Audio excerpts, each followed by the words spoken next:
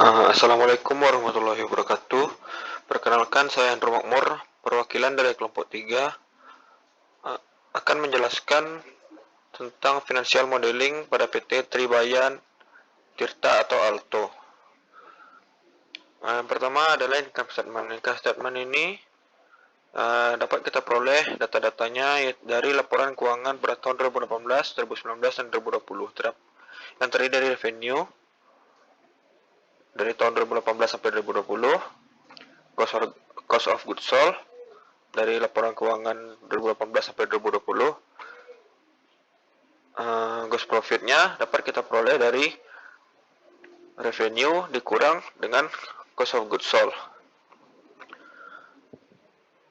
Dan operating expense-nya dapat kita peroleh dari laporan keuangan 2018 sampai 2020 yang didapat dari jumlah beban penjualan dan pemasaran dengan beban umum dan administrasi. Selanjutnya, operating income. Operating income ini dapat kita peroleh dari gross profit dikurang operating expense. Selanjutnya, interest expense yang dapat kita peroleh dari laporan keuangan. Pre-tax didapatkan dari hasil dari operating income ditambah dengan interest expense. Selanjutnya, income loss tax expense diperoleh dari laporan keuangan. Income tax benefit dari laporan keuangan. Net income diperoleh dari income ditambah income tax benefit. Selanjutnya, operating income sama dengan operating income di atas yang pada baris ke-18. Selanjutnya, depresiasi diperoleh dari dari laporan keuangan perusahaan tersebut. Nah, ini dan EBITDA-nya dapat diperoleh dari pengurangan B29 atau operating income dikurang depreciation. Selanjutnya kita akan masuk pada balance sheet. Data dari balance sheet ini dapat kita ambil seluruhnya dari laporan keuangan perusahaan, yaitu aset, liabilities, long term liabilities, equity. Baiklah, yang pertama kita masuk pada aset. Aset di sini terdapat yaitu cash and bank, account receivable, other receivable, inventory, prepaid expense, dan prepaid tax, yang seluruhannya dijumlah mendapatkan total current asset sebesar segini. Selanjutnya non current asset. Non current asset ini terdiri dari advance for cash, fixed asset, deferred tax asset, dan other non current asset, yang jumlahnya dapat sebesar 921 miliar. Dan total aset dapat diperoleh dari total current asset ditambah dengan total non current asset. Selanjutnya kita masuk ke liabilities. Liabilities ini terdiri dari short term bank loans, account payable, other payable, tax payable, accrued expense, advance from customer, long term loan, dan lease liabilities, yang mendapatkan total sebesar 246 miliar sekian. Selanjutnya long term liabilities. Long term liabilities ini terdiri dari other payable, deposit payable, long term loan net of current, employee benefit liability, yang total long term liabilities-nya sebesar 475 miliar. Dan total liabilities keseluruhannya dapat diperoleh dari total current liabilities ditambah dengan total long term liabilities, yaitu sebesar 722 miliar sekian. Selanjutnya equity. Equity ini terdiri dari common stock, additional paid in capital, return earning, equity attribute to owner of the parent entity, dan non-controlling interest, itu didapatkan sebesar 387 miliar sekian, dan total liabilitiesnya didapatkan dari total liabilities ditambah total equity.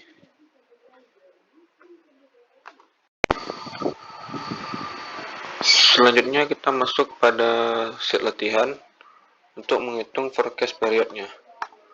Untuk revenue diasumsikan pertumbuhannya sebesar 2%, dan untuk mendapatkan revenue-nya dapat digunakan perhitungan seperti ini. Revenue pada tahun 2020 ditambah revenue tahun 2020 dikali pertumbuhan tahun 2021, yaitu 2%, maka dapat hasilnya 327 miliar sekian. Begitupun seterusnya.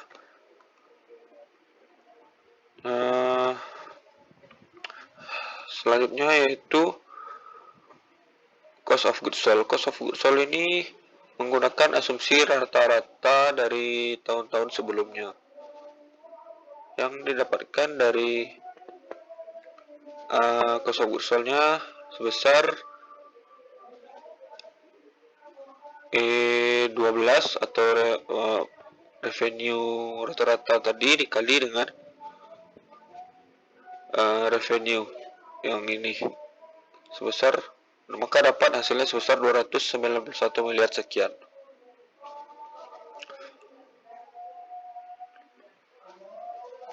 Untuk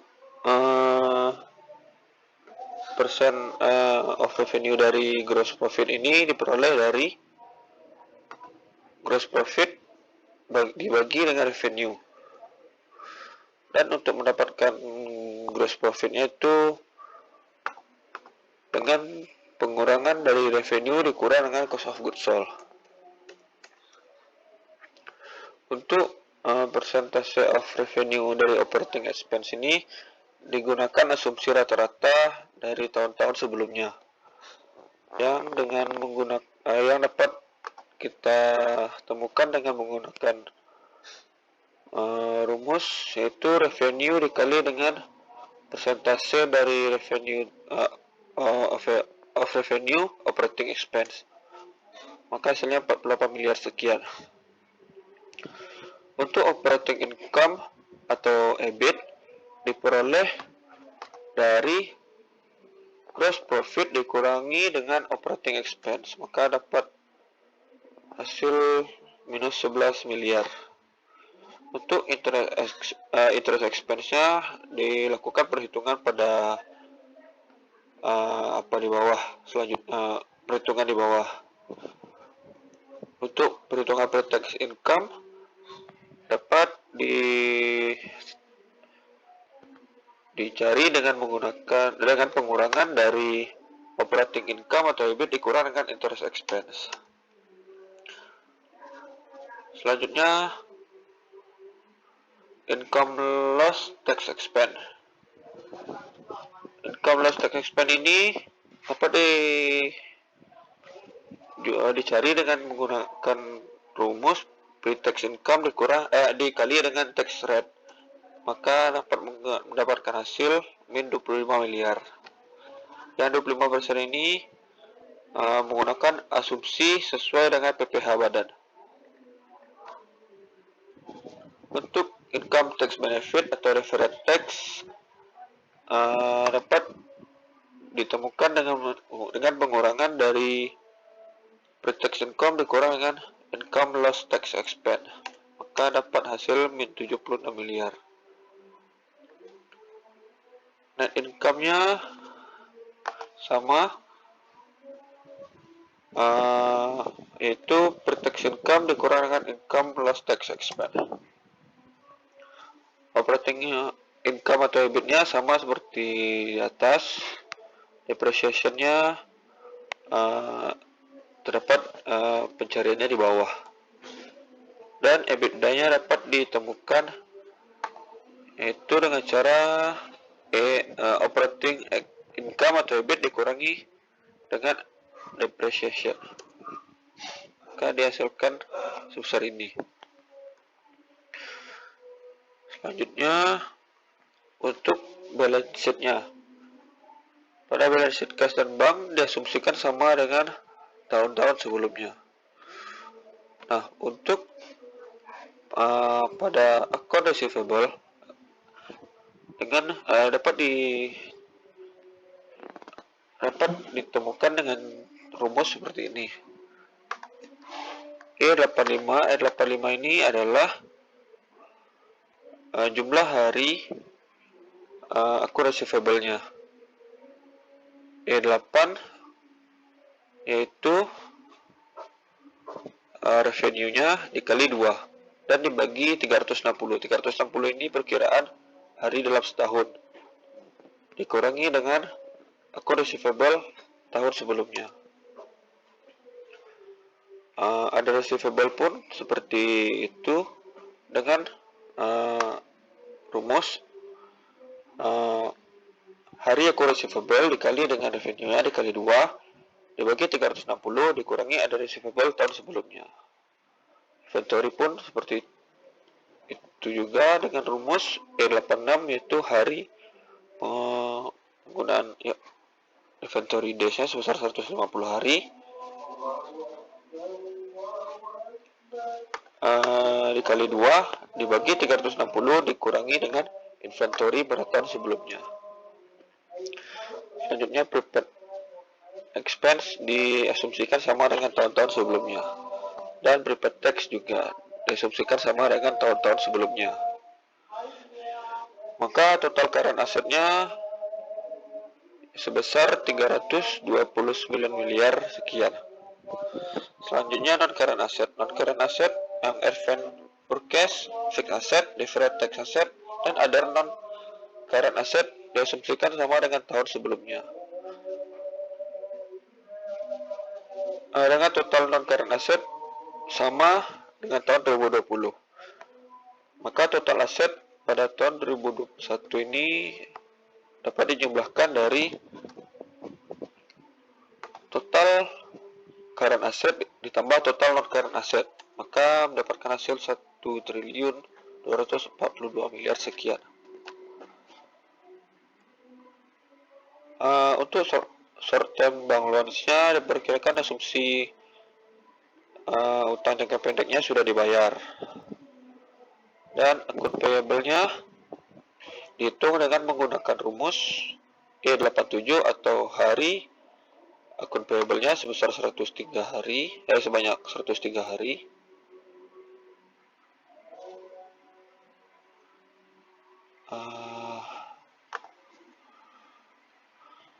Dikali E11 adalah cost of goods sold dikali 2 dibagi 360 dan dikurangi dengan akun payable pada tahun sebelumnya. Begitu juga dengan other payable, tax payable, advance from customer, long term loans, dan list liabilities-nya menggunakan rumus yang sama. Yang dari hasil tersebut maka total current liabilities-nya sebesar 1.043 miliar sekian. Selanjutnya long term liabilities, yaitu yang pertama other payable. Other payable ini dapat dilihat pada sel E125 dan terdapat pada perhitungan di bawah. Begitu pula dengan deposit payable terdapat di perhitungan di bawah. Long term loan net of current sama terdapat pada perhitungan di bawah. Dan employee benefit liability terdapat pada perhitungan di bawah. Dan total long term liabilities-nya itu jumlah dari other payables, deposit payables, long term loan net of current, employee benefit liability itu sebesar 491 miliar sekian. Dan total liabilities-nya dari total current liabilities ditambah dengan total long term liabilities dengan hasil 1.535 miliar sekian. Selanjutnya common stock. Common stock ini diperkirakan sama pada tahun sebelumnya. Begitu pula dengan additional paid in capital sama dengan tahun sebelumnya. Untuk return earning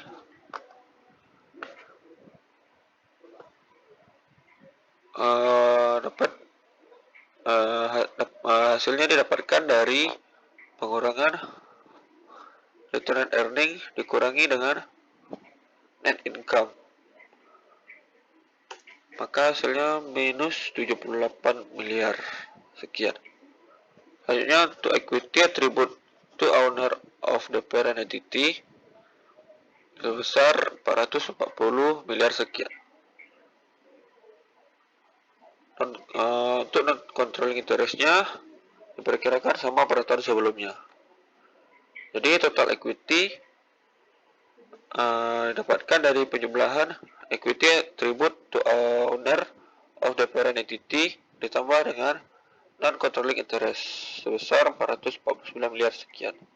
Dan total liabilities dan equity-nya dapat dari penjumlahan total liabilities ditambah dengan total equity, maka dihasilkan sebesar 1.984 miliar sekian.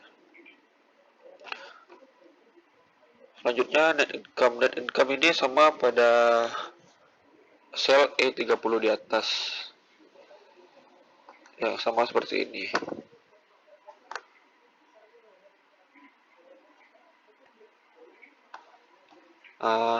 Pada depresiasi sama seperti yang di atas pada sel E32,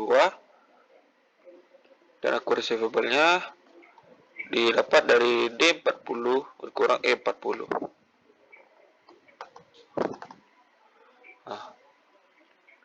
D40 dikurangi dengan E40,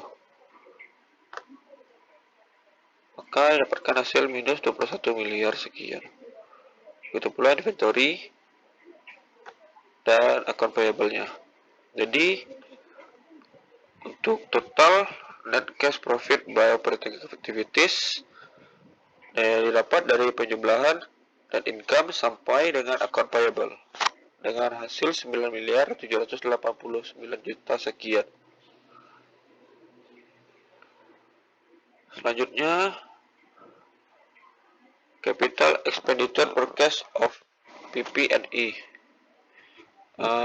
sama dengan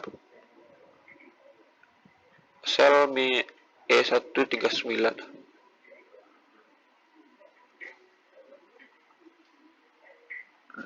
Dan net cash use in investing activities-nya itu sama seperti di atas. Untuk cash flow from financing activities, yang pertama itu revolving credit facility atau line of credit. Line of credit ini didapatkan dari sel E120 dikurang D120 ya, di bawah, pada perhitungan di bawah. Untuk long termnya didapatkan pada perhitungan di bawah pada sel E124. Maka untuk total net cash profit by use in finance activities dapat diperoleh sebesar minus 110 miliar sekian.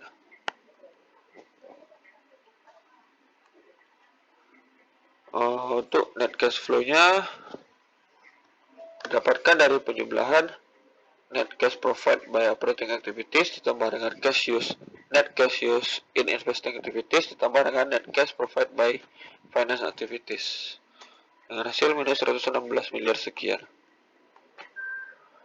Untuk beginning cash balance sama seperti sel D39 di atas. Untuk ending cash balance-nya dihasilkan dengan cara penjumlahan dari net cash flow ditambah dengan beginning cash balance.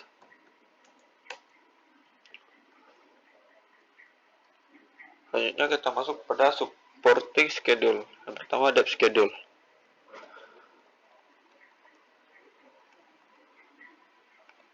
Cash balance end of last year-nya sama seperti di sel E39 di atas. Untuk plus free cash flow from operation and investingnya dapat dari penjumlahan E98 ditambah dengan E102, yaitu net cash provided by operating activities ditambah dengan net cash used in investing activities. Untuk free cash flow from financing before lock sama dengan long term debt di sel E106. Untuk less minimum cash balance, diasumsikan cash balance-nya sebesar 350 miliar. Dan total cash available itu sebesar 367 miliar sekian.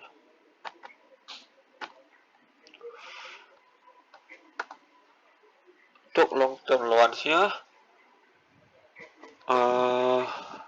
didapatkan dari hasil pengurangan dari long term loans pada tahun sebelumnya dikurangi dengan current portion of long term debt.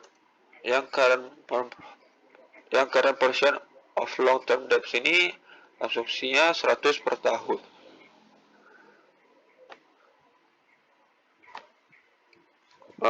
Selanjutnya other payable ini didapatkan dari hasil pengurangan dari other payable tahun sebelumnya dikurangi current portion of long term debt pada tahun sekarang.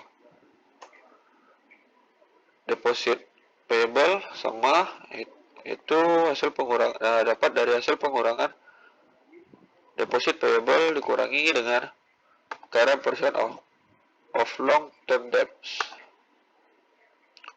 Employee benefit liability juga begitu, dari hasil pengurangan employee benefit of liability dikurangi dengan deposit payable.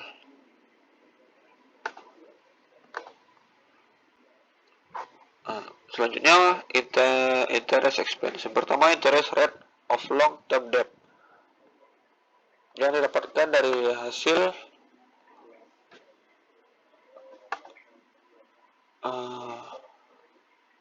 interest rate on line of credit dikali dengan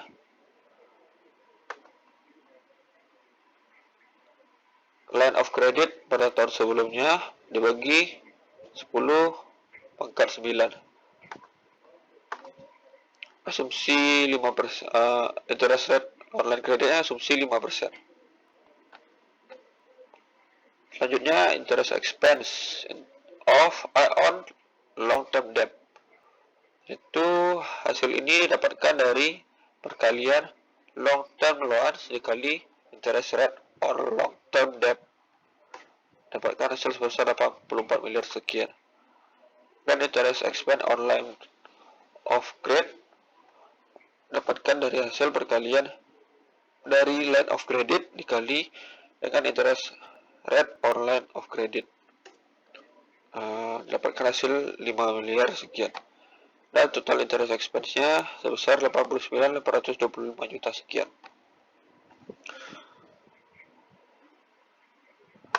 Selanjutnya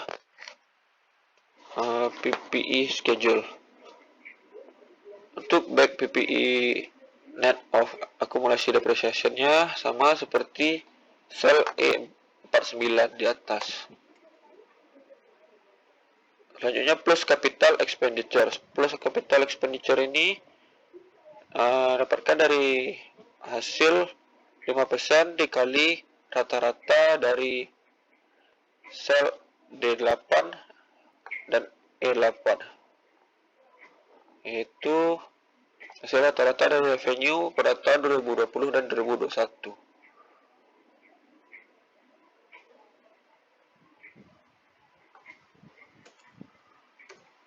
Selanjutnya less depreciation. Less depreciation ini dapatkan dari hasil depreciation as percent gross asset dikali jumlah dari PPE net accumulation depreciation ditambah plus capital expenditure yang mendapatkan hasil 139 miliar sekian. Yang depreciation as percent gross asset ini asumsi rata-ratanya berasal dari tahun-tahun sebelumnya. Dan PPE closing net accumulation depreciation-nya sebesar 890 miliar sekian.